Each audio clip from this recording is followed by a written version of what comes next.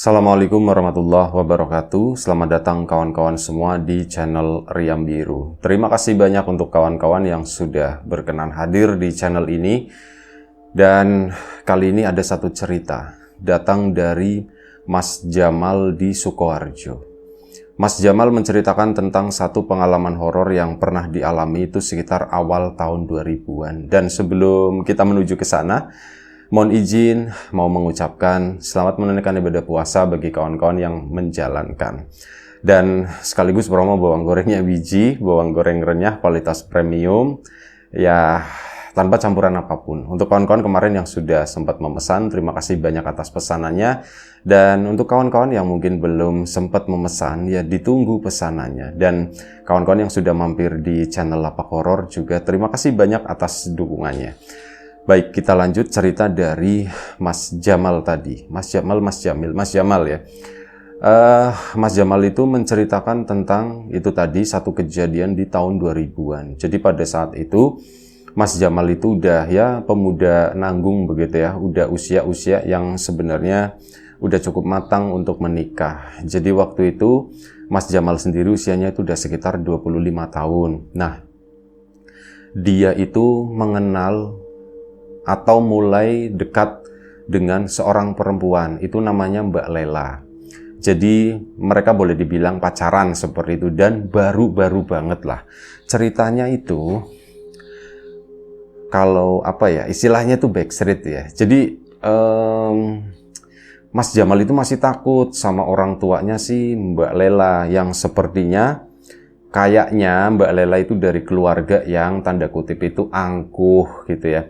Dikenal sama para tetangga, oh itu tuh orang kangelan gitu ya, orang itu agak susah, wataknya itu keras dan gak terlalu deket dengan para tetangga. Itu yang informasi yang beredar. Dan ya Mas Jamal, udahlah yang penting aku udah suka sama Lela gitu kan waktu itu. Ya akhirnya mereka pun menjalin hubungan, cuman itu tadi, umpet-umpetan gitu ya, sembunyi-sembunyi, karena takut lah gitu, misal belum waktunya gitu ya, ternyata keluarganya Lela itu tahu nanti, oh Mas Jamal dari keluarga yang biasa aja, takutnya itu nanti malah rusak hubungannya begitu. Dan Mbak Lela pun menerima hal tersebut, sampai pada suatu hari ceritanya mereka itu ngadain janjian. Jadi pacarannya orang dulu itu mungkin nggak kayak orang sekarang gitu ya. Mau bikin janjian ya gampang aja, tinggal di chat, tahu-tahu nyampe gitu. Kalau dulu kan enggak, tahun 2000-an itu ya harus ketemu, harus ngomong. Kalau enggak, ngirimin surat, titipin ke siapa, nanti malam kita ketemuan yuk, atau nanti malam minggu kita ketemuan di sini, misalkan seperti itu. Nah, waktu itu Mas Jamal ini udah ketemu sama Mbak Lela itu di salah satu rumah temannya, rumah tetangganya. Jadi di rumah itu banyak anak muda itu ngumpul, ya sembunyi-sembunyi begitulah. Jadi kamuflase waktu itu Mas Jamal. Ya udah ketemuan gitu kan sama si Mbak Lela, yang gak diapa-apain juga, ketemu cuman ngobrol kayak gitu, itu udah seneng banget. Terus akhirnya janjian lah, kita ketemuan di itu aja yuk, ada satu titik di sana, di daerah yang masih di kampungnya, cuman daerah yang lumayan cukup sepi, sebuah pertigaan di antara rumah-rumah warga di situ. Dan warga tersebut juga tipe yang suka nutup pintu kalau udah malam begitu ya. Jadi kan ada rumah warga itu biasanya sampai jam berapa, jam 10, jam 11 atau jam berapa pintu masih terbuka, anggota keluarga itu masih lalu lalang. Tapi di satu sisi juga ada beberapa warga yang sore-sore udah menutup pintu. Akhirnya di daerah tersebut terkenalnya sepi gitu ya.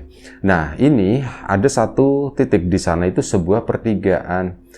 Si Mas Jamal ngasih tahu Mbak Lela, lah nanti kita ketemu di situ aja. Lagian tempat tersebut juga nggak terlalu jauh sama rumahnya Mbak Lela, dan relatif lumayan cukup aman karena berada di rumah-rumah warga, bukan area kebonan atau apa seperti itu. Dan akhirnya sudah janjianlah mereka, sampai pada suatu malam ketemulah di situ. Ya mereka pacaran.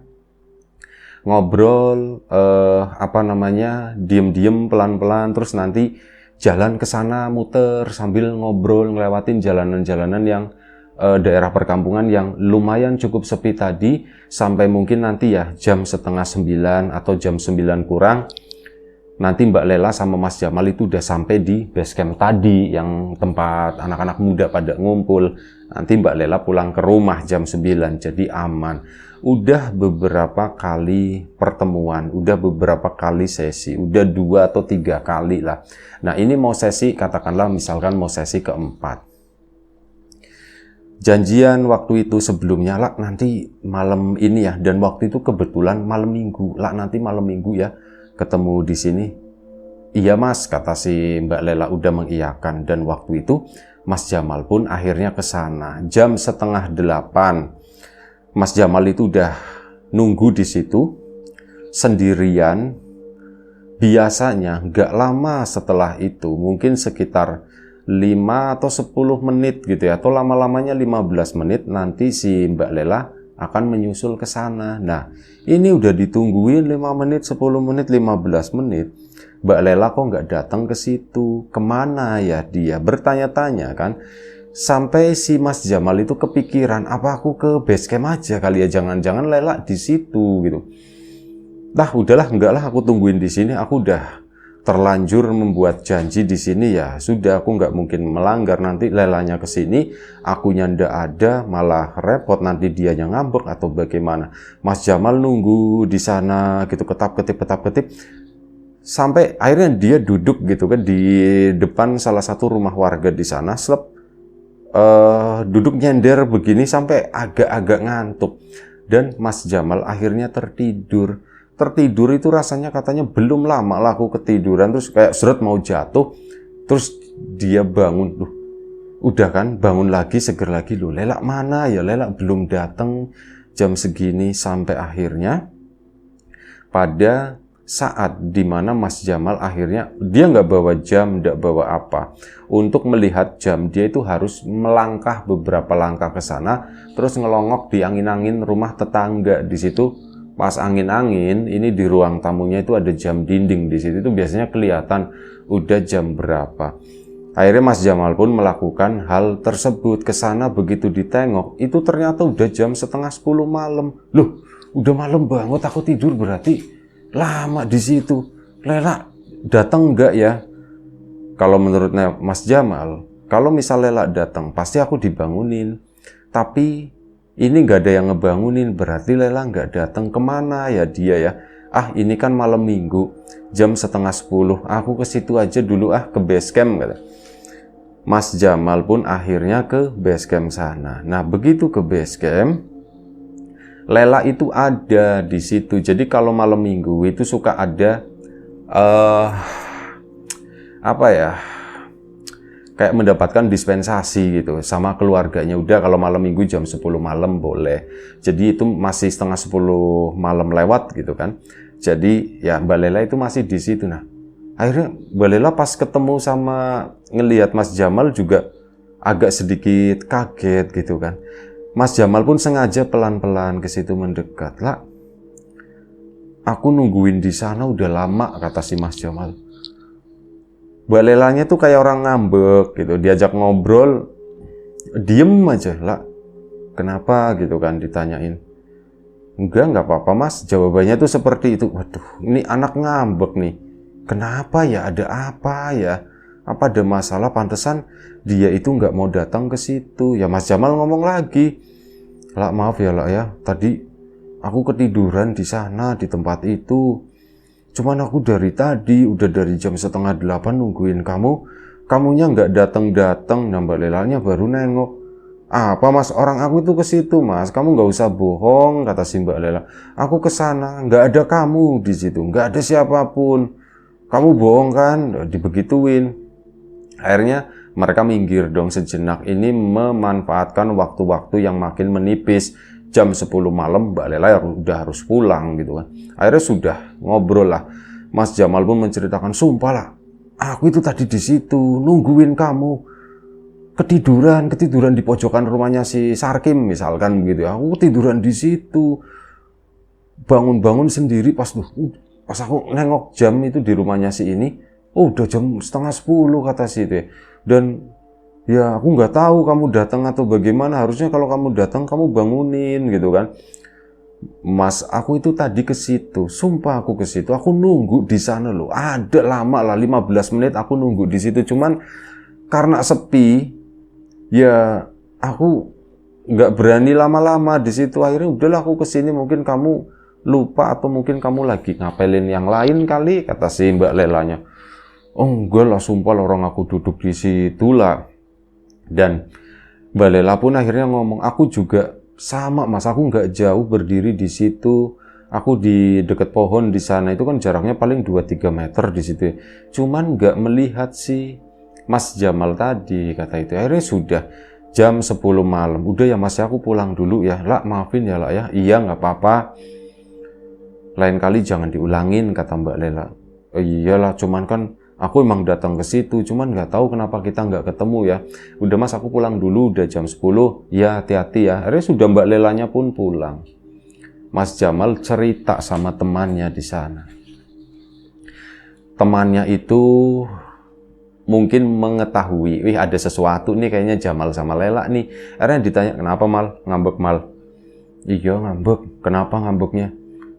Aku tadi di situ, duduk di situ dari 7:30 ya. Cuman gak tahu. Lela juga katanya ke sana, cuman dia nggak ngelihat. Kami nggak ketemu, kata situ ya. Oh di situ Man, di situ Mal. Itu biasa Mal di situ. Hah? Biasa gimana gitu kan? Aku tak cerita, kata si temen itu. Makanya aku juga bingung, kamu kok ketemuannya di depan rumahnya Sarkim itu gitu. Si Mas Jamal itu emang kenapa? Di situ kan yo biasa aja. Kamu emang nggak tahu ceritanya. Oh, emang ceritanya gimana? Itu rumahnya Sarkim. Emang kamu nggak dengar sama sekali? Enggak, aku nggak dengar sama sekali. Itu banyak orang hilang loh, katanya. Hah? Orang hilang gimana? Jadi beberapa warga, ini cerita sebelum-sebelumnya tahun 90-an lah. Ada tuh anaknya si ini, itu udah gede gitu kan.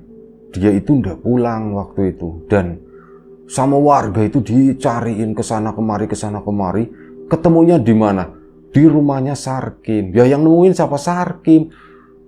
Duh, itu anaknya ada di rumahku, katanya. Sebenarnya warga kan kesana. Pertama, wah Kim kau ngumpetin ya Kim ya. Ya pertama begitu ya, dituduh-tuduh seperti apa. Sumpah aku enggak, sumpah. Tanya aja anaknya katanya. Akhirnya sudah, warga pun melakukan interogasi, nanyain si anak yang hilang tadi, dan jawabnya nggak tahu. Ini kamu diapain sama Sarkim? Nggak diapa-apain. Ya intinya seperti itu ya. Sarkim itu bersih, cuman itu tadi kalau ada orang hilang, ketemunya di rumahnya Sarkim. Itu kejadian nggak cuman sekali, setahun berikutnya itu ada lagi. Bukan orang deket-deket rumahnya Sarkim, agak jauh tuh di sana tuh di balik kebonan itu gitu. Itu di situ ada hilang juga. Kali ini anak perempuan. Ya orang tuanya itu udah bingung nyariin kemana, hilang 2 hari, hampir 2 hari katanya waktu itu. Dicariin itu nggak ketemu-ketemu, bahkan ada kerabatnya itu sampai nyariin ke kota, ke sana. Dicariin bener-bener muter-muter begitu doang, sama nggak ketemu. Ya yang geger itu Sarkim. Loh kok ini siapa gitu, kata si Sarkim. Bu, ini siapa Bu? Ini siapa Bu? Si perempuan itu lagi jongkok di dalam kamar di situ ya. Kayak orang ketakutan waktu itu. Akhirnya pas si istrinya Pak Sarkim pun ngomong, Mbak, kamu siapa Mbak? Ditanyain. Ya ketakutan diiniin lah, coba diajak komunikasi. Akhirnya mulai tenang lagi. Ya begitu orang ngasih tahu sama warga, ini nih ada anaknya siapa, nggak tahu. Mas Sarkim sendiri, Pak Sarkim itu nggak dengar kalau ada orang hilang di sana. Dan ternyata ya dihubungi, oh ini anaknya si ini yang kemarin hilang, ini anaknya si ini. Lah sudah dikembalikan. Si anak tersebut, si perempuan itu pun ditanya, ya bingung kenapa aku kok nyampainya di rumahnya Sarkim. Seingat dia, seingat perempuan tersebut, dia itu lagi jalan sendiri. Waktu itu katanya mau beli rujak, dan di tengah perjalanan itu ada sebuah delman yang ngelewatin dirinya, dan si delman itu berhenti di depan. Mbak, mau ikut sekalian dah, kata si Pak Kusirnya gitu ya. Ada perempuan di situ, ada 2. Enggak Pak, kata si tadi ya perempuan itu. Enggak apa-apa Mbak, daripada lama, yuk kita mau ke sana bareng aja sekalian, kata Pak Kusir. Dan 2 perempuan itu, iya Mbak, sini ikut aja, sini ikut aja. Nah, si anak ini karena melihat ada 2 perempuan di situ, dan anaknya juga udah remaja ya, udah gede, akhirnya dia pun nurut naik. Nah, saat naik udah kayak diajak-ajak ngobrol begitu doang ya. Terus dia itu lupa dengan keinginannya mau membeli rujak, cuma diajak muter-muter doang, yang enggak tahu kemana. Bahkan itu lama, cuman dia sendiri juga enggak merasakan capek. Kok lama banget gitu ya, cuman kepikiran itu ya. Lama-lama dia tuh nyadar, kok ini lama banget sebenarnya. Aku mau dibawa kemana sih? Aku mau turun di sini aja lah, aku mau turun di sini. Nah, begitu minta turun, ternyata sosok-sosok itu tuh berubah. Bukan kayak orang, tapi udah kayak setan semuanya. Serem lah. Tapi tidak dijelaskan bentuknya tuh seperti apa. Yang ibu-ibu itu, 2 perempuan tadi juga udah berubah semua. Nah, disitulah si perempuan itu dilemparin dari delman tadi, kedebuk jatuh. Dia tuh kayak nggak inget atau bagaimana ya. Tahu-tahu begitu bangun, berada di salah satu kamarnya si Pak Sarkim di situ. Makanya ya bingung gitu kan. Pak Sarkim juga, aku juga ndak ngerti loh. Lagi-lagi rumahku. Emang rumahku ini tuh apa sih sebenarnya gitu ya. 2 kali loh ada orang hilang itu masuk rumahku, dan aku tuh nggak ngapa-ngapain loh. Aku itu ya nggak nyulik, ndak apa gitu kan. Kalau udah percaya tanya aja itu yang anaknya. Ya, cerita dari si anak perempuan itu seperti itu, nggak melibatkan Pak Sarkim sama sekali. Dan yang terakhir itu belum lama katanya, itu tetangganya sendiri samping rumah suaminya yang bapak-bapak itu hilang lagi ya kayak gitu, nggak balik gitu. Ini kemana ya, ini kemana, enggak. Jadi nggak baliknya itu bukan orang mau minggat atau bagaimana. Misalkan ada warga melihat, oh bawa tas atau apa, udah jelas gitu, mungkin minggat atau bagaimana ya. Ini tuh enggak. Dia sore-sore itu masih kelihatan sama tetangganya, dia udah mandi, terus lagi jalan-jalan gitu aja. Nyari apa nar gitu kan, misalkan dipanggil. Enggak, itu mau ke kebun sebentar, katanya begitu, cuman ya iseng-iseng mau jalan ke situ. Ketemu sama warga ya. Nah, malam harinya itu enggak balik sampai keesokan paginya, loh kemana ini orang gitu kan. Akhirnya dicariin ke kebun, waktu itu belum berisik ya. Keesokan paginya sama belum balik, nyampe itu beberapa hari. Dan singkat cerita, ketemu itu di rumahnya Pak Sarkim lagi. Kali ini di dalam kamar mandi. Istrinya Pak Sarkim lagi mau masuk kamar mandi, itu sore dia tuh mau mandi. Nah, begitu masuk, ada laki-laki di situ lagi jongkok, badannya itu basah kuyup. Ya istrinya Pak Sarkim teriak-teriak kan. Pak Sarkimnya ke sana, hei kamu siapa? Hei kamu siapa? Kamu kan karena tetangga ya. Loh kamu ngapain di sini? Misal namanya Joni gitu. Jon, kamu ngapain di sini Jon? Si Joninya itu gemeteran gitu. Akhirnya udah, Joni itu di rumahku. Padahal sebelumnya itu juga udah ada omongan. Itu coba cari di rumahnya Sarkim.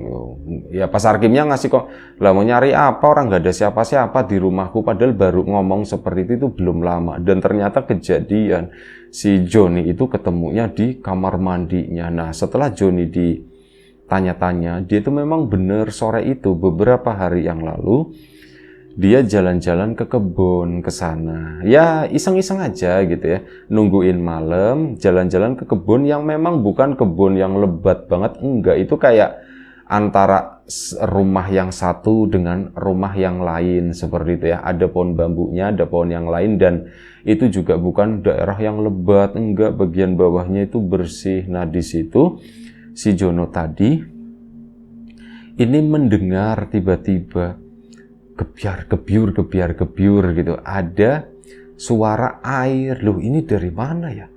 siapa yang lagi mandi? Ya mungkin yang namanya laki-laki isengnya muncul, siapa yang lagi mandi gitu. Nah di situ si menjelang, berarti udah makin sore ya, udah menjelang gelap lah gitu ya, udah sendekala gitu. Nah si Joni ini tadi mendekat ke arah situ, ada perempuan itu lagi mandi. Sumurnya ndak tahu dari mana gitu ya, tahu-tahu di situ di depan itu seolah-olah itu ada ember, mandinya itu benar-benar di tengah-tengah kebun tersebut, di tengah lapangan. Gebiar-gebiar, nah akhirnya dipanggil, mas sini bantuin katanya.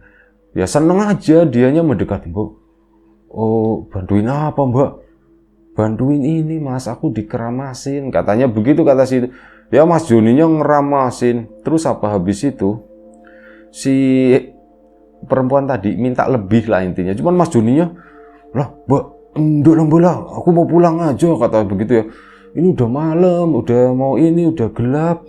Nah di situ si perempuan itu tuh diem aja katanya, ngelirik ke arahnya si Mas Jono begini, dan mukanya itu udah berubah, udah menyeramkan. Dan akhirnya apa? Si Mas Jono itu digebyur, ditarik begini, dicelupin ke ember itu, dan dicelupinnya tuh kayak dimasukin blek.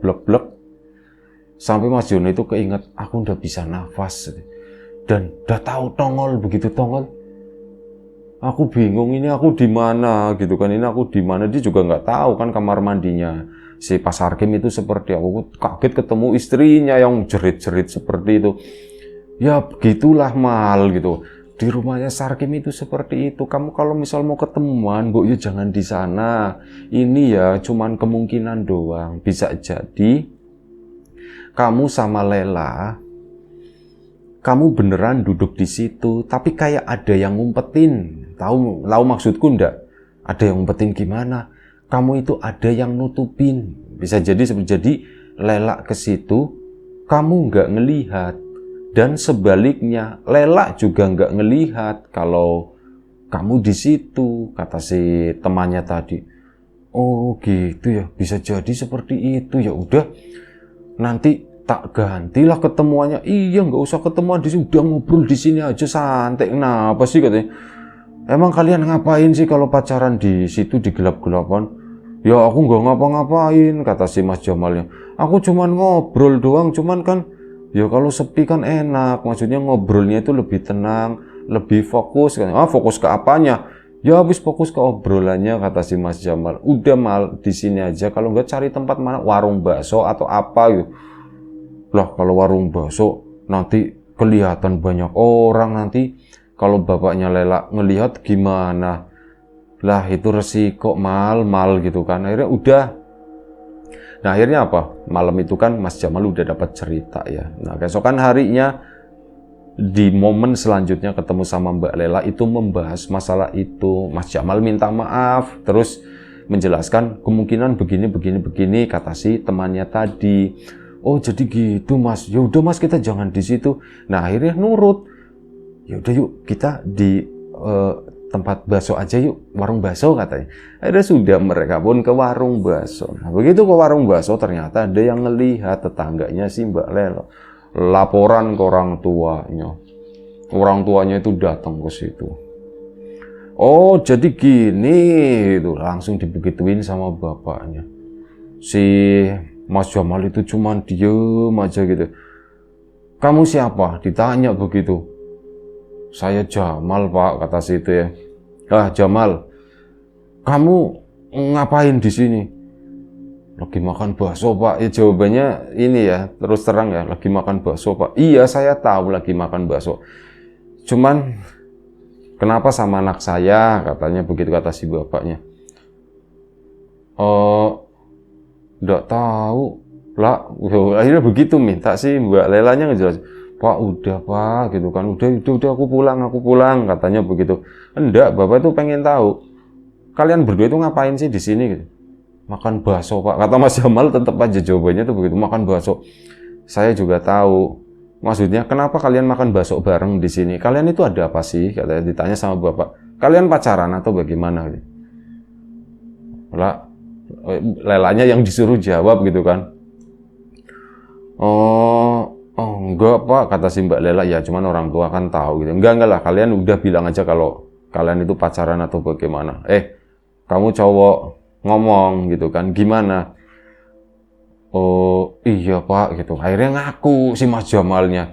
Mas Jamal itu udahlah pasrahlah, sudahlah. Nah akhirnya ternyata enggak, bapaknya Mbak Lela itu tidak seganas yang diomong-omongin sama orang.